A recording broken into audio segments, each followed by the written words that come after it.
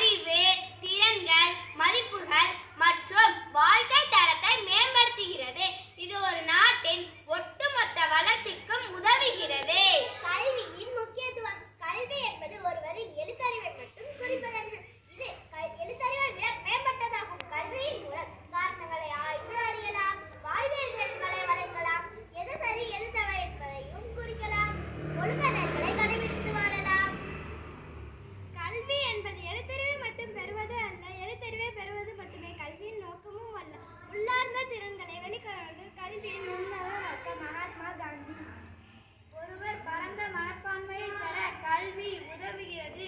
இது மூட நம்பிக்கைகளை நீக்கி சமூகம், சூழ்நிலை மற்றும் அரசியல் பிரச்சனைகளை குறித்து விழிப்புணர்வை அதிகரிக்க கல்வி உதவுகிறது. இது ஞானத்தை வளர்க்கிறது. அமெரிக்காவின் சகோதர சகோதரிகளே என்று தொடங்கிய தனது சொற்பொழிவால் சுவாமி விவேகானந்தர் பரவலாக அனைவராலும் அறியப்படுகின்றார். கல்வி என்பது மனிதனுள் ஏற்கனவே இருக்கும் முழுமையின் வெளிப்பாடு. சுவாமி விவேகானந்தர். இங்கிலாந்து என்பது பண்டைய இந்தியாவில் பின்பற்றிக் கொண்டிருந்த கல்வி முறையாகும். ஆசிரியர் மற்றும் சிஷ்யா மாணவர் ஆசிரமத்தில் வசித்து வருகிறார். கல்வி உரிமைகள். ஒவ்வொரு குழந்தைக்கும் இலவச மற்றும் கட்டாய கல்வி பெறுவதற்கான உரிமை உண்டு. இலவச மற்றும் கட்டாய கல்வி உறுதி செய்வதற்கு கல்வி உரிமை சட்டம் உள்ளூர் அதிகாரிகளுக்கும் அரசாங்கத்திற்கும் வெவ்வேறு பொறுப்புகளை அளித்துள்ளது.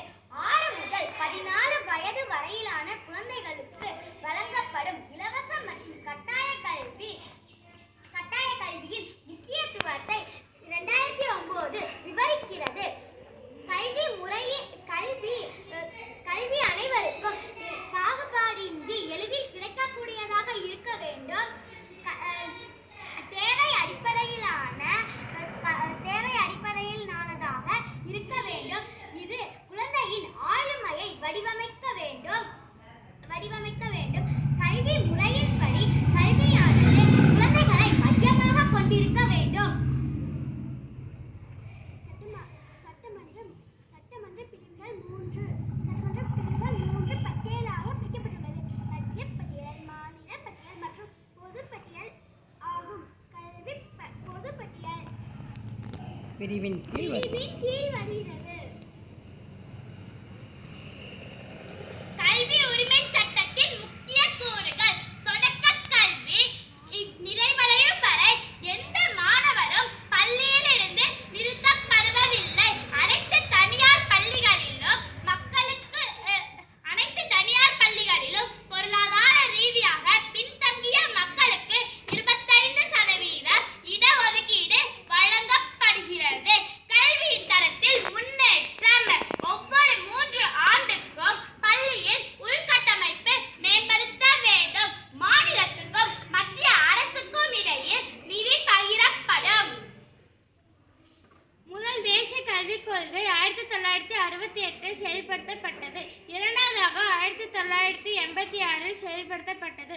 குழந்தை தொழிலாளர் முறை நமது நாட்டில் அனுமதிக்கப்படவில்லை. அனைத்து குழந்தைகளும் கட்டாய கல்வி கிடைக்க உரிமை உண்டு. கல்வி திட்டங்கள். முன்னாள் தமிழக முதலமைச்சர் பெருந்தலைவர் கு. காமராஜரால் செயல்படுத்தப்பட்ட இலவச மதிய உணவு திட்டம் இன்றியமையாத கல்வி திட்டமாக விளங்குகிறது. இந்திய கல்வி முறை முக்கியமான 4 நிலைகளாக பிரிக்கப்பட்டுள்ளது.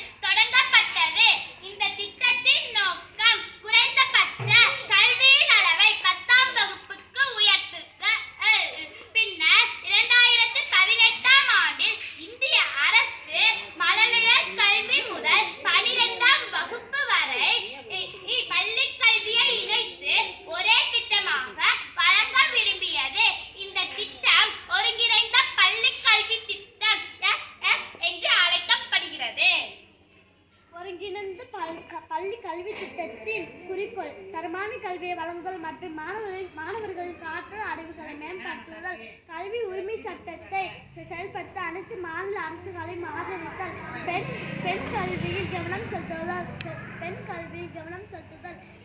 கல்வியில் கவனம் செலுத்துதல். கடந்த 20 ஆண்டுகளில் இந்தியாவில் உள்ள பள்ளிகளில் மாணவர் சேர்க்கை அதிகரித்து உள்ளது. பெருந்தலைவர் கு. காமராஜர் கல்விக்கு ஆற்றிய தொண்டினை